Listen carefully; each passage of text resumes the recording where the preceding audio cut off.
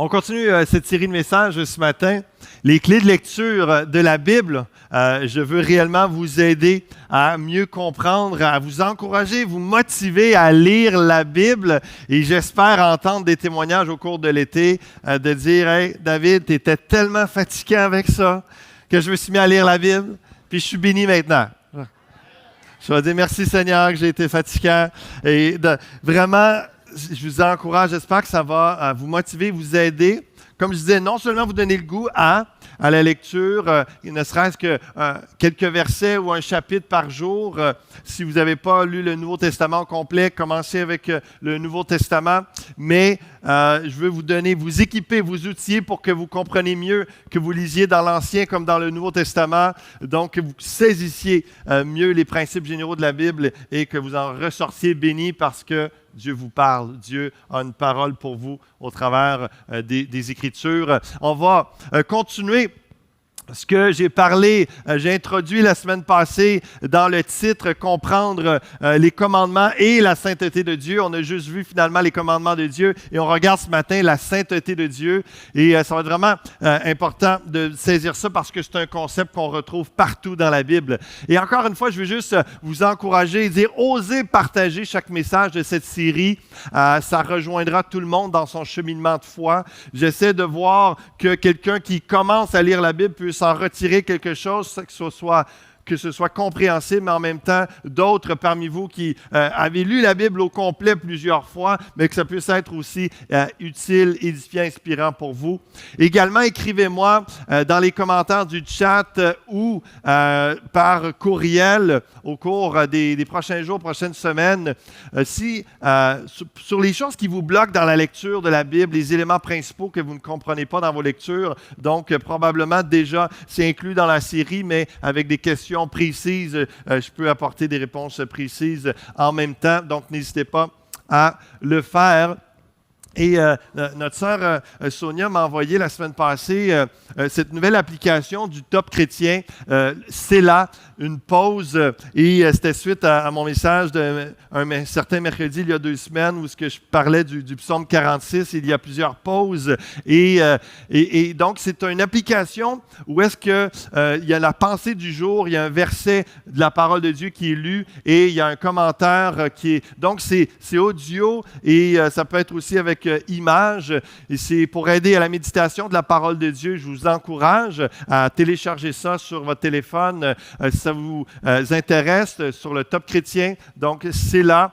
Et c'est un peu comme le pain quotidien en lecture pour ceux qui ont cela, donc de façon audio. Également, si vous ne le savez pas, avec vos téléphones, vos tablettes, il y a énormément d'applications gratuites de Bible que vous pouvez avoir. Donc, c'est pour ça que de plus en plus, les chrétiens modernes ne se promènent plus avec des grosses Bibles. J'en garde toujours une quand même en dessous de ma chaise ou proche, au cas que le téléphone n'ait plus de batterie ou que le PowerPoint flanche ou quoi que ce soit. Hein.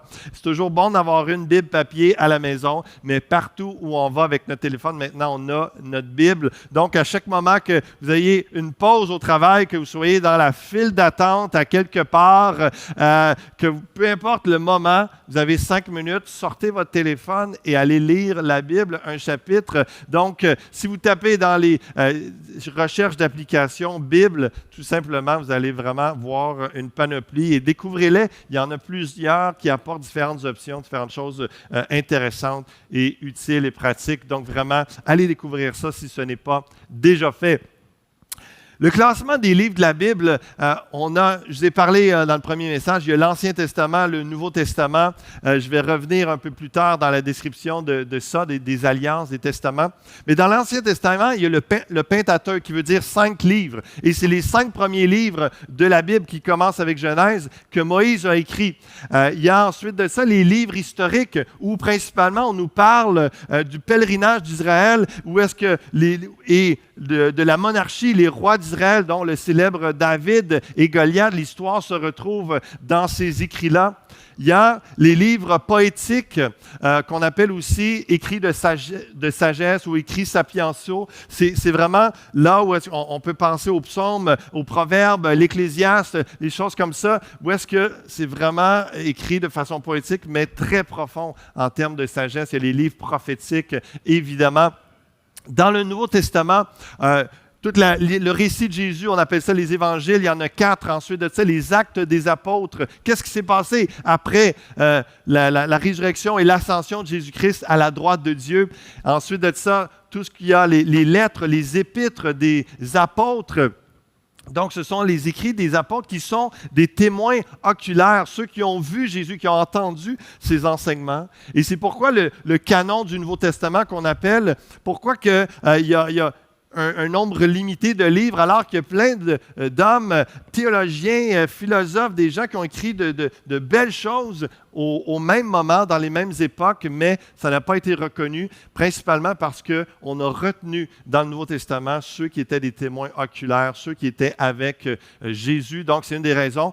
Et ça termine le Nouveau Testament avec l'Apocalypse, qui est le livre de révélation. C'est ce que veut dire en grec apocalypsis, révélation de la fin des temps.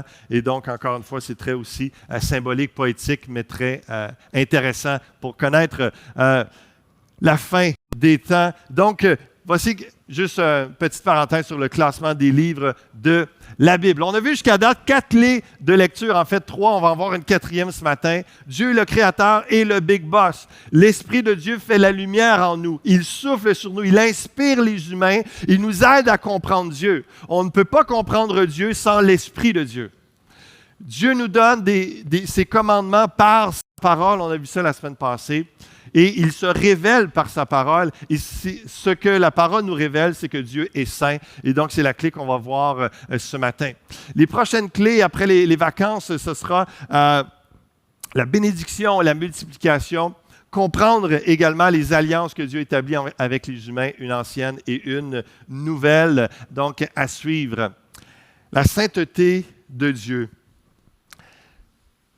Je vous ai mis cette image toute simple. On va commencer avec quelque chose de très imagé et très simple pour commencer à vous définir la sainteté de Dieu. Parce que, comme je disais tantôt à notre sœur Sylvie à la technique, en arrière, je disais, la sainteté, lorsqu'on dit Dieu est saint, c'est pas un mot qui est commun à nous, c'est difficile de comprendre qu'est-ce qu'on veut dire lorsque la Bible dit Dieu dit je suis saint, donc soyez saints. Ça veut dire quoi? La sainteté, c'est quoi être saint? Donc, vous voyez, ces 3 bocals sont séparés et c'est ordonné, et il y a des éléments différents dans chacun de ces bocals-là. La sainteté de Dieu, c'est qu'il a choisi, par exemple, les bâtons à la gauche, de dire « ça c'est saint, je les sépare des autres et c'est sacré, c'est consacré. Les autres, ça reste commun, profane. » Et donc, il n'y a pas toujours une logique humaine de compréhension de pourquoi, mais ce que je vais vous expliquer ce matin et vous enseigner par la parole, c'est que la sainteté de Dieu, il faut la comprendre dans la séparation des autres choses. C'est Dieu qui décide ce qu'il sépare et pourquoi il le sépare. Et c'est lui qui décide, ça, c'est saint, c'est consacré, c'est séparé, c'est mis à part des autres. Donc, on voit que lorsqu'on dit Dieu, nul n'est comparable à Dieu, c'est parce que Dieu est saint. Il est unique, il est un Dieu d'ordre et il sanctifie ce qu'il veut. On va voir ça dans quelques instants. Et il sépare le bien du mal. On tire ça principalement du fameux passage de Genèse 1, les premiers versets. Et je veux juste vous attirer votre attention parce que probablement vous n'avez jamais porté attention à ce détail par rapport à la sainteté de Dieu. Dieu dit que la lumière soit, la lumière fut. Dieu vit que la lumière était bonne et Dieu sépara la lumière d'avec les ténèbres. Dieu sépara la lumière d'avec les ténèbres. C'est la sainteté de Dieu qui décide ce qui est bon, ce qui est mal. C'est lui qui décide qu'est-ce qu'il met de côté, qu'est-ce qu'il va faire en sorte qu'il sépare les choses d'une autre. Donc la sainteté, la séparation, tout au long de la Bible, la sainteté de Dieu est présente. Dieu est saint, il est pur, donc il sépare ce qui est pur de ce qui est impur. Il sépare ce qu'il veut de ce qu'il ne veut pas. Il sépare ce qu'il aime de ce qu'il n'aime pas, ce qui l'honore de ce qui le déshonore. Il sépare ce qui le représente de ce qui ne le représente pas. On a l'exemple dans la création, comme je viens de vous montrer. Dieu est lumière dans la création. Il sépare la lumière des ténèbres. Dieu est un Dieu d'ordre. Il sépare les choses afin qu'elles soient ordonnées. Il sépare un peu plus loin dans le passage de la création, on voit il sépare la terre et l'eau, il sépare le ciel et terre. Donc, il y a ces concepts qu'on doit saisir dans la sainteté de Dieu qui séparent. Un peu plus loin dans Genèse chapitre 2, verset 3, ça nous dit « Dieu bénit le 7e jour et il le sanctifia ». Quand on est saint, on a la capacité de sanctifier. Et Dieu seul est saint et capable de décider qu'est-ce qui est saint, pourquoi c'est saint et qui sera saint. Donc, le verbe hébreu « kadash » qui est là, qui veut dire mettre à part comme sacré, consacré, dédié, sanctifié, rendre ou déclarer saint. Les choses que Dieu a sanctifiées, on les observe comme saintes, on les garde sacrées, particulières, parce qu'elles ne sont non banales, elles ne sont pas communes.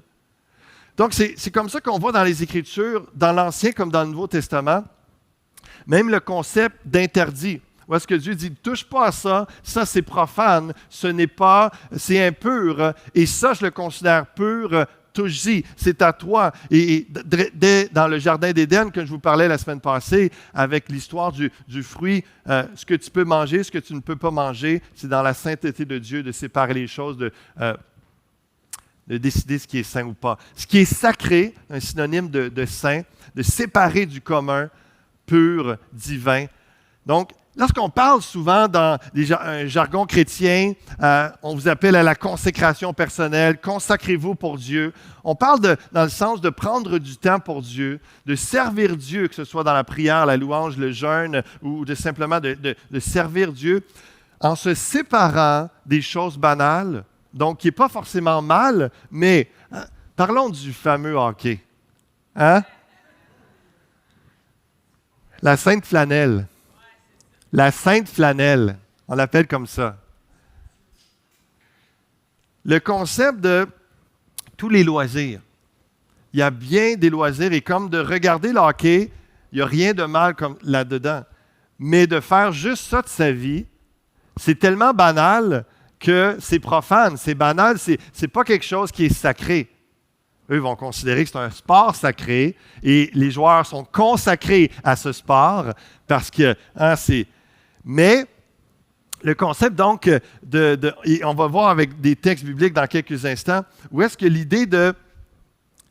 Donc, ce n'est pas forcément mal, mais lorsqu'on vous dit dans le jeûne de la prière ou dans la recherche de Dieu ou d'équilibrer votre temps, d'avoir une hygiène de vie spirituelle, de ne pas juste être complètement à fond dans les loisirs, dans les choses qui sont banales, qui sont communes à tous et qui souvent n'apportent rien de bon, mais de n'avoir en petite quantité, ça peut être correct pour se recréer, pour avoir un temps de repos, etc.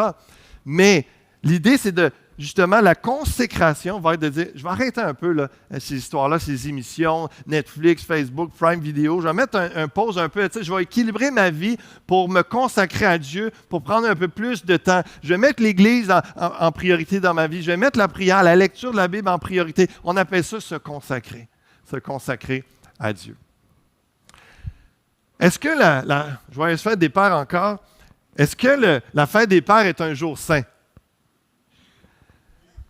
Dans le sens technique du terme, oui, parce que tout le monde, je ne sais pas jusqu'où ça va, là, qu'on fête ça, est-ce que c'est nord-américain ou ça va, est-ce que c'est mondial? Je le réalise là que je n'ai jamais regardé jusqu'où ça va, cette journée-là.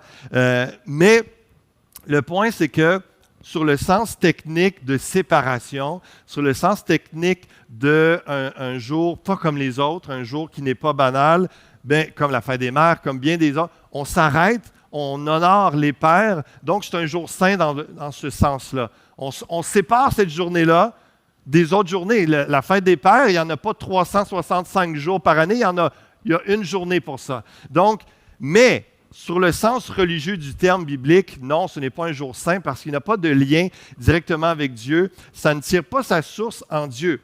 Là, si on veut étirer la chose, on dit, bien, honorer nos parents, honorer père et mère, ça honore Dieu, donc c'est dans sa sainteté. Bon, là, vous comprenez, dans la pratique, jusqu'où on peut aller. Mais, donc oui et non. Est-ce que la fête des pères est un jour saint?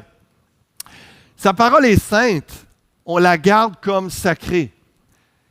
Et donc, prenez le temps de réfléchir à ça. Si on considère la Bible comme un livre, comme les autres, on ne va pas l'honorer. On ne va pas la respecter ni la mettre en pratique parce que c'est un livre comme un autre. C'est banal, Mais si on la considère comme un livre sacré, saint, si on considère que c'est la parole de Dieu, c'est Dieu qui a soufflé par son esprit à des hommes d'écrire sa parole et vraiment de mettre par écrit ses commandements, son plan pour l'humanité, etc. Et comment être sauvé, comment être pardonné, comment être réconcilié avec Dieu. Et là, c'est tout le contraire. Ça va être la chose la plus précieuse. C'est un des moyens de contact, de communion avec Dieu par l'Esprit, de lire, de méditer, de mettre en pratique sa parole. C'est sacré. Parce qu'il y en a, c'est pour ça qu'on l'appelle le livre saint. C'est un livre sacré. Il n'y en a pas, il n'y a pas 10 Bibles, il n'y en a pas 20, il y en a une. Et c'est la sainte Bible où ce que Dieu s'est révélé. Et donc, lorsqu'on comprend la sainteté de Dieu, le livre du Lévitique devient pas mal plus intéressant.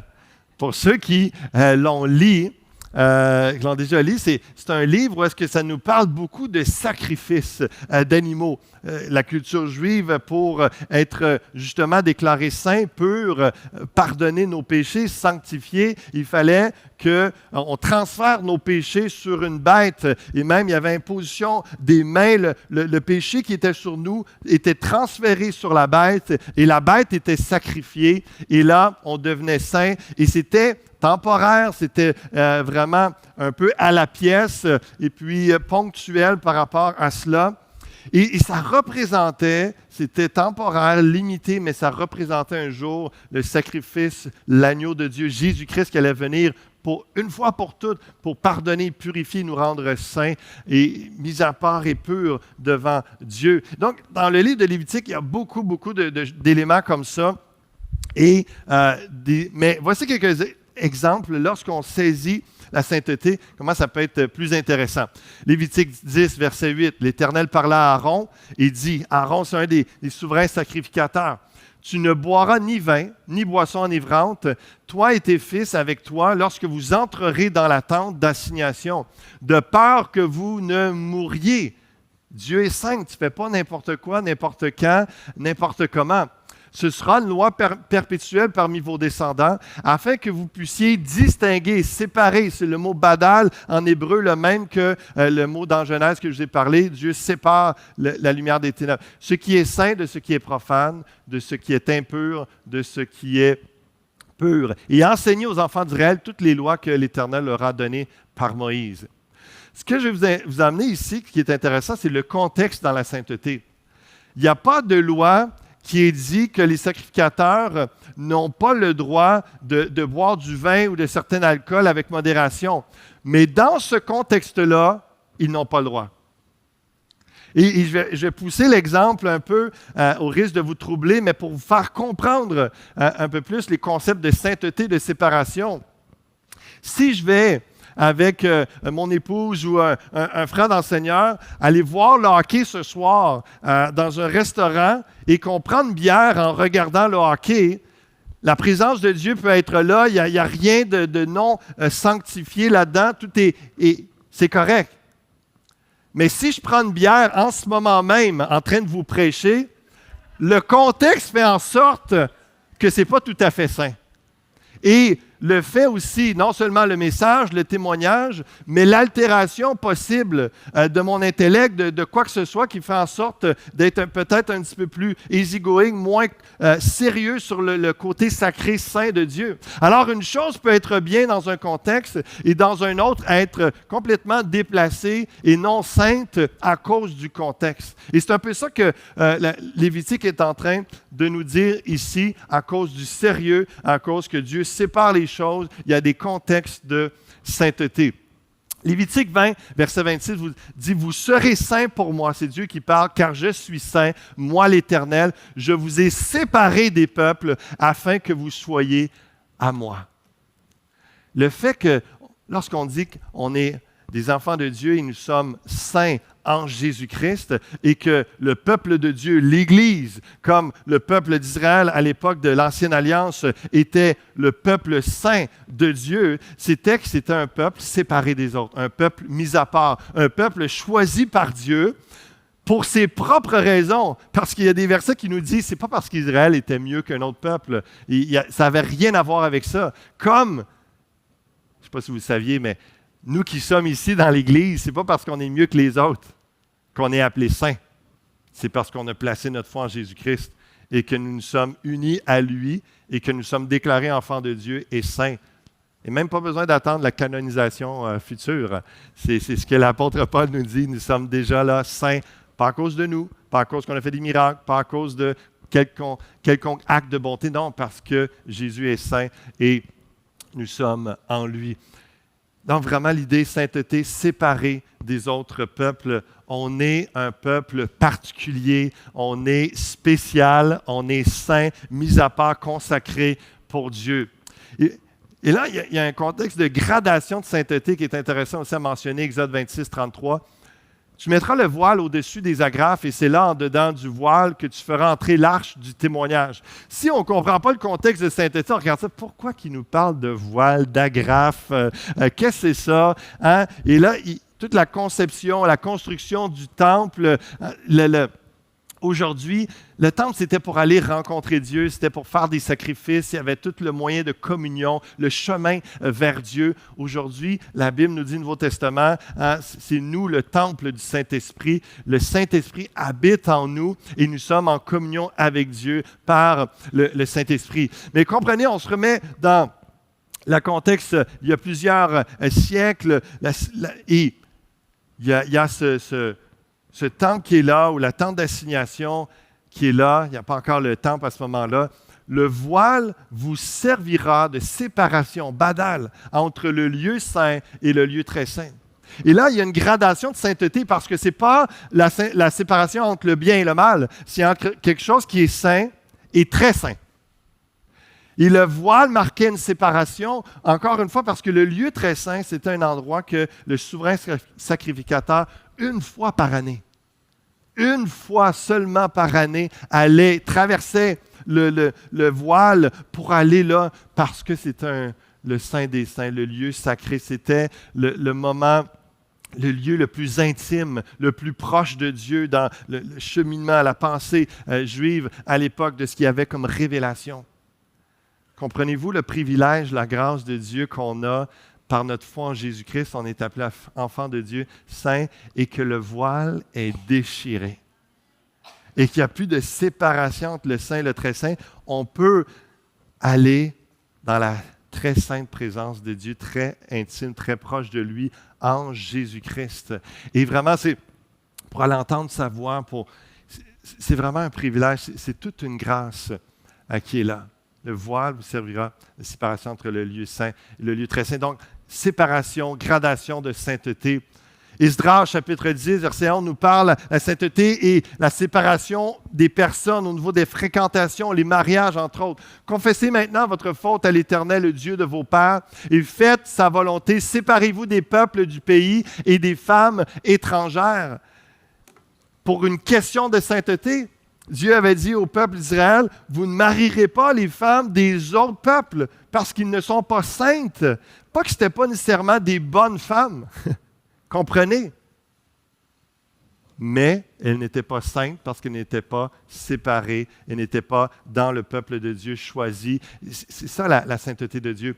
Le même texte, dans la Nouvelle Alliance, 2 Corinthiens 6, 17 va dire, c'est pourquoi sortez du milieu d'eux, séparez-vous, dit le Seigneur, ne touchez pas à ce qui est impur et je vous accueillerai. Il cite l'Ancien Testament pour replacer encore la sainteté dans nos rapports, dans nos relations les uns avec les autres. Nous sommes appelés à avoir des contacts avec les gens qui ne sont pas saints, avec ceux qui ne connaissent pas Dieu, pour les amener à connaître Jésus-Christ, pour les amener à goûter à la sainteté de Dieu, d'être séparés du mal, séparés de ces gens qui ne connaissent pas Dieu et d'entrer dans la famille de Dieu. Mais il y a un avertissement d'une question de sainteté, de faire attention à savoir qui sont nos amis intimes, qu'est-ce que nous fréquentons, qu'est-ce qui nous influence. Est-ce que ce sont des gens qui mènent une vie impure, débridée, débauchée ou simplement avec des valeurs contraires à la parole de Dieu? Et encore plus lorsqu'on parle de mariage, lorsqu'on parle de fréquentation vers le mariage. La Bible nous dit qu'un chrétien qui est saint ne peut pas fréquenter, ne devrait même pas considérer fréquenter ou marier quelqu'un qui n'est pas chrétien parce qu'il n'est pas saint. Il va dire dans 2 Corinthiens 6, ne mettez pas la lumière avec les ténèbres. Il va ramener cette pensée-là. Donc, j'espère que tranquillement, le concept de sainteté, comme je dis, il se retrouve partout dans la Bible. Si vous le saisissez dans la pratique et dans son essence même, ça va vous aider beaucoup. Les prophètes ramenaient continuellement le peuple de Dieu à sa sainteté. Dieu avait dit des choses lorsque le prophète voyait que le peuple se comportait n'importe comment, désobéissait à la parole de Dieu pour une question de sainteté. Il ramenait, il prêchait la parole, il annonçait, voici ce que Dieu a dit, voici c'est quoi la loi, voici ce que Dieu nous demande comme commandement, et détournez-vous de vos péchés, revenez, séparez-vous de vos mauvaises actions, séparez-vous des peuples qui ne sont pas le peuple de Dieu. Il y avait tout ce concept-là, et continuellement on voit ça dans les prophètes. Revenez à Dieu, séparez-vous du mal. Et dans Ésaïe chapitre 6, il y a cette expression-là des anges saints, saints, saints. D'où on tire des chants, Dieu est 3 fois saint. Et cette expression-là de louange, d'adoration à Dieu, nous parle justement que Dieu est unique. Et l'expression Saint, Saint, Saint, c'est complet comme expression. Ésaïe 6, l'année de la mort du roi Osias, je vis le Seigneur assis sur un trône élevé. Et les pans de sa robe remplissaient le temple.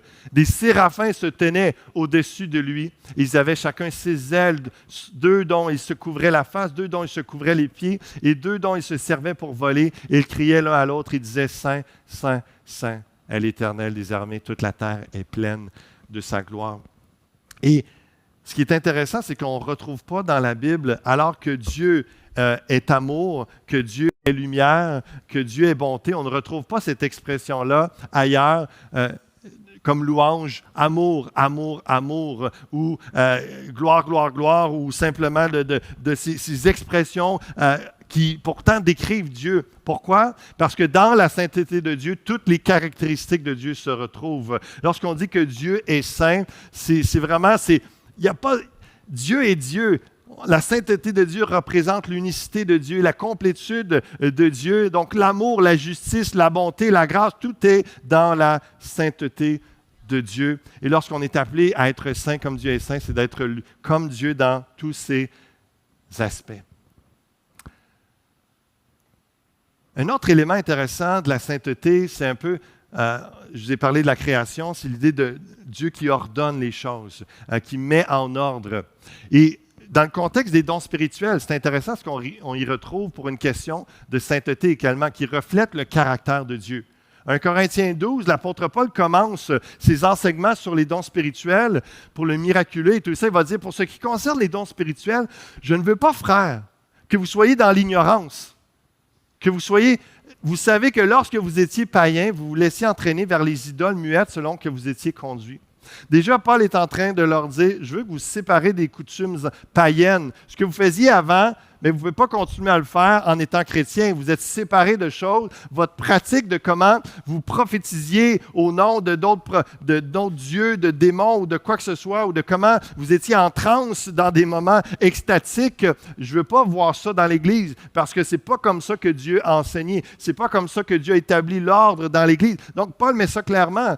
Puis c'est fou ce qui se passait à Corinthe et ce qui se passait dans le milieu grec, dans le monde spirituel. Et c'est pour ça qu'à la fin de tous ces enseignements sur les dons spirituels, il va dire, chapitre 14, verset 32, « Les esprits des prophètes sont soumis aux prophètes, car Dieu n'est pas un Dieu de désordre, mais de paix. » Et de paix. Il va dire, au tout début, il va dire, tu ne peux pas dire « maudit est Seigneur » si tu dis que tu es chrétien, que c'est de l'Esprit de Dieu. Non, si l'Esprit de Dieu te pousse, il y a un ordre, tu vas vraiment proclamer des choses saintes, des choses bénies. Donc, il y a tout un concept, sainteté, un Dieu d'ordre qui orchestre les choses et on ne fait pas les choses n'importe comment dans l'Église du Seigneur à cause de la sainteté de Dieu.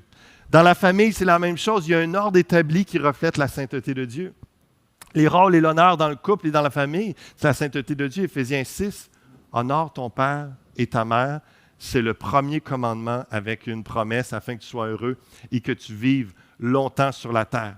C'est juste un exemple. ne tente pas là-dessus, c'est juste pour dire que comment, dans la sainteté de Dieu, il y a un ordre, il déclare des choses et c'est saint, c'est consacré, donc on le fait comme tel.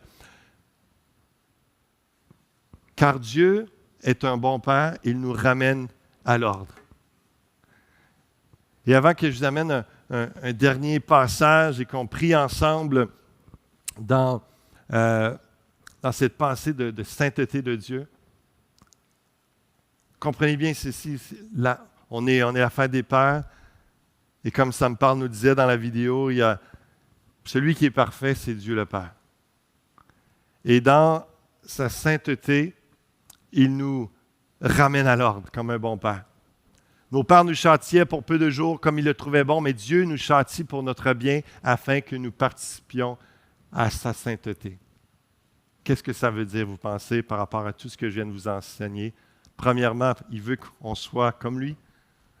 Lorsque j'éduque mes filles, à quelque part, je veux qu'ils me ressemblent dans les aspects que je ressemble à Christ. Donc, je les éduque, je les enseigne, je les corrige depuis qu'ils sont tout petits dans le sens de les valeurs chrétiennes, ce qui est propre à la sainteté de Dieu pour qu'ils ressemblent à Jésus-Christ et en accord. Et moi-même, je m'efforce dans ce sens-là. Dieu, et on veut que nos enfants nous ressemblent à quelque part dans nos bons côtés.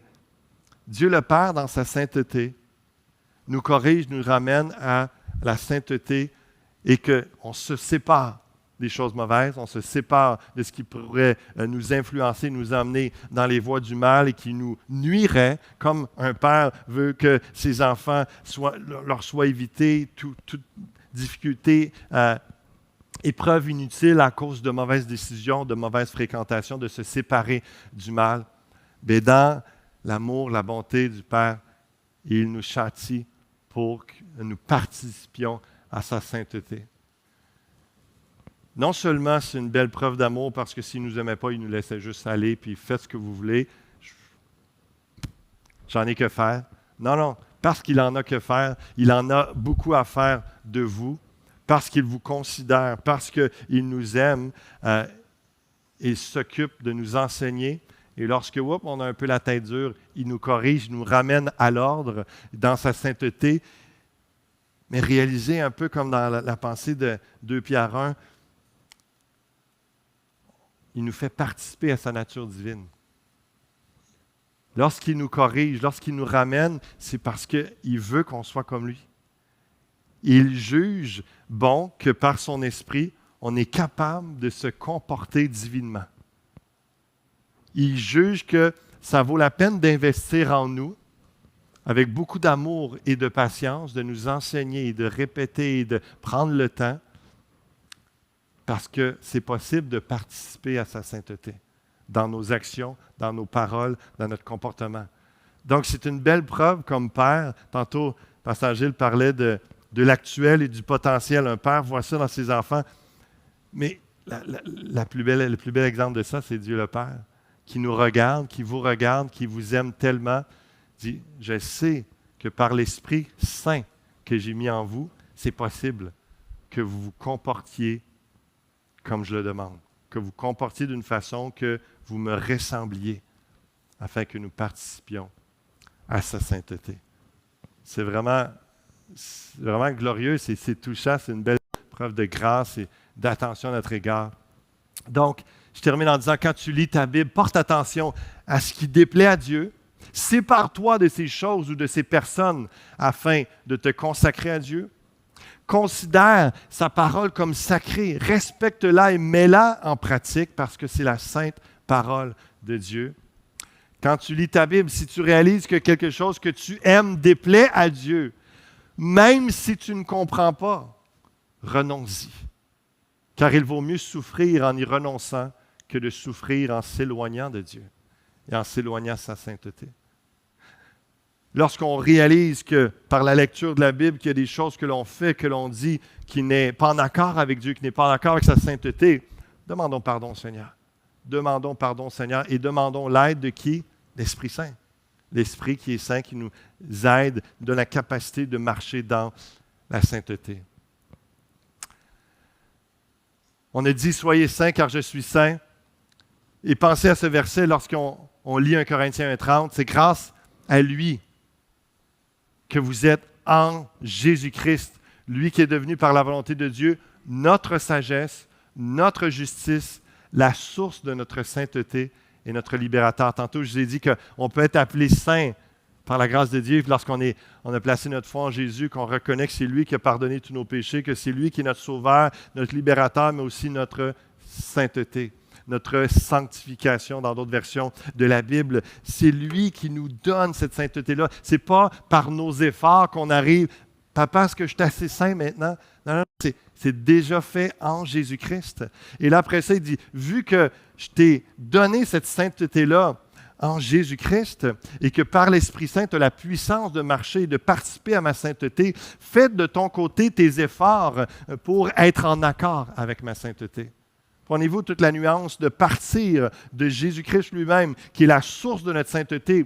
Et le Saint-Esprit, avec Jésus le Père, évidemment, comme je vous ai parlé dans le premier message sur la Trinité, toujours en communion, ensemble. Il travaille en nous et le Saint-Esprit nous aide à se comporter comme Dieu parce qu'il y a cette source de sainteté qui est déjà là en nous. Les fruits peuvent sortir de cela dans la communion. Encore une fois, tout est d'une grâce. Tout vient du Seigneur lui-même. Et j'aimerais qu'en vous lisant ce texte, qu'on prie, on pense à cela de voir dans quel état vous êtes ce matin, dans quel contexte, quelle semaine vous venez de vivre, qu'est-ce qui est dans vos pensées en ce moment, outre d'aller manger avec votre père et d'aller célébrer. Dans la semaine qui s'en vient, est-ce qu'il y a des blocages? Est-ce qu'il y a des choses que vous devez vous séparer? Est-ce qu'on parle de source de sainteté, d'être en Jésus-Christ, et puis ça ne fait pas partie de votre expérience? Ce qui est beau dans cette histoire d'Ésaïe 6, je reviens, puis je vais vous lire une portion et vous expliquer une portion que je n'ai pas parlé tantôt. Le prophète Ésaïe a une vision, il voit des anges qui chantent la louange à Dieu, Saint, Saint, Saint. Et là, quand il réalise qu'il est dans la présence de Dieu, dans la sainteté de Dieu, il dit, malheur à moi, je suis perdu, quand je suis un homme dont les lèvres sont impures. J'habite au milieu d'un peuple dont les lèvres sont impures, et mes yeux ont vu le roi, l'Éternel des armées. Il veut se séparer de ça, mais il réalise que même si je me sépare du peuple impur, moi-même, je suis impur. Il y a peut-être des gens qui se sentent comme cela ce matin, régulièrement, mais c'est impur.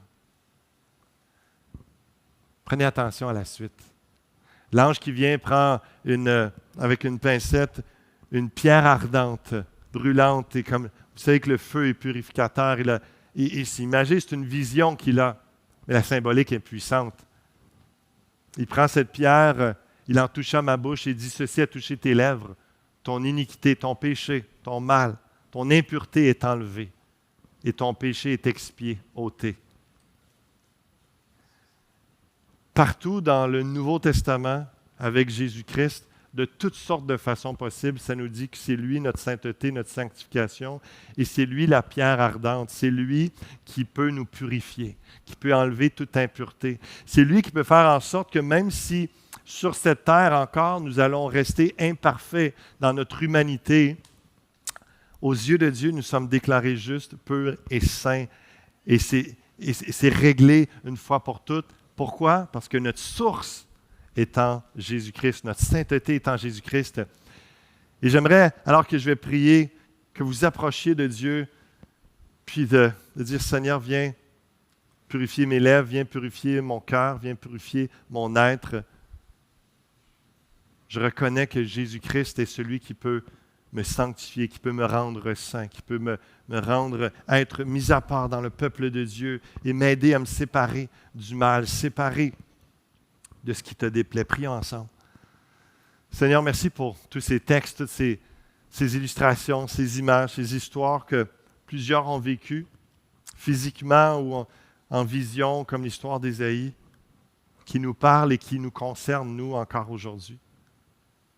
Là, tu vois chaque situation, plein de gens qui progressent dans la sainteté, d'autres qui n'ont même peut-être jamais commencé parce qu'ils Ils ne sont pas connectés, ils ne sont pas en toi, Jésus-Christ, pour être dans la source de la sainteté. Et jusqu'à ce matin, ils étaient peut-être encore tellement en train de faire des efforts et en essayant, en espérant que tu les remarques, que tu te dis « Ah, il est donc bien saint, lui ».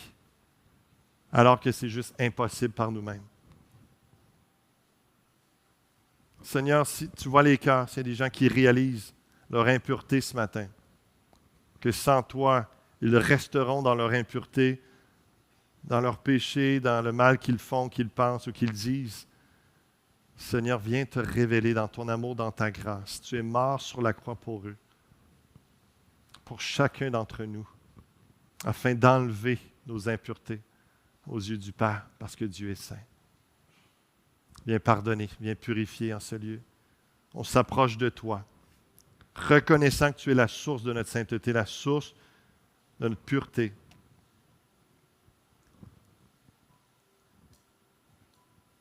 Le seul qui est capable de nous amener à dire nous sommes séparés du mal, séparés des conséquences du mal, qui est la mort. Non, Seigneur Dieu, tu nous donnes la vie en toi. Alléluia. Souffle par ton esprit sur toute personne dans ce lieu et ceux qui nous écoutent par Internet. Souffle avec ce zèle pour donner le goût à lire ta parole, s'approcher de toi et réaliser cette grâce que nous avons en toi, Jésus. Alléluia, d'approcher Dieu, d'aller dans le lieu très saint, que le voile est déchiré, il n'y a plus rien qui fait obstacle, pas à cause de notre bonté, de notre piété, mais à cause de Jésus-Christ. Nous pouvons aller dans l'intimité, nous pouvons entendre ta voix, nous pouvons être en réelle communion avec toi, être bénis et être encouragés, ressourcés, en union avec toi ici-bas et saisir ton plan, saisir davantage qui tu es et qui nous sommes en toi, et aussi avoir l'espérance de la vie éternelle. Alléluia. On reconnaît que si tu nous appelles saints, c'est parce que nous sommes saints en toi. Et je prie que tu donnes conviction et force et puissance par le Saint-Esprit à chacun de nous de marcher dans la sainteté, de marcher dans ce qui te plaît, en l'obéissance à tes commandements, et avoir la force d'aimer tellement ta parole, le bien, et d'haïr tellement le péché, le mal, l'injustice, que nous nous séparions de ce qui nous détourne de toi, que nous prenions la décision ce matin et chaque jour de nos vies de se séparer du mal, de ne pas s'attacher trop à des personnes qui nous influencent vers le mal. Parfois c'est clair, parfois c'est très nuancé. Le Saint-Esprit vient nous aider, vient nous éclairer et donne-nous une compassion, un amour pour les gens qui sont perdus, pour les gens qui sont condamnés, qui sont pris. Et comme Isaïe, de dire « je suis impur », afin que nous leur apportions cette bonne nouvelle qu'ils peuvent être saints en toi, être en pleine communion avec toi, oh Dieu, par Jésus-Christ. Alléluia. Merci de ce que tu es en train de faire et des révélations, l'esprit d'illumination, de révélation que tu vas donner pendant cet été à ceux qui vont s'attarder dans ta parole, dans la lecture et la méditation. Que ton nom soit loué, élevé Jésus. Amen et amen. Soyez bénis, chacun d'entre vous, particulièrement les papas, que vous puissiez passer une bonne journée et on se revoit très bientôt. Soyez bénis.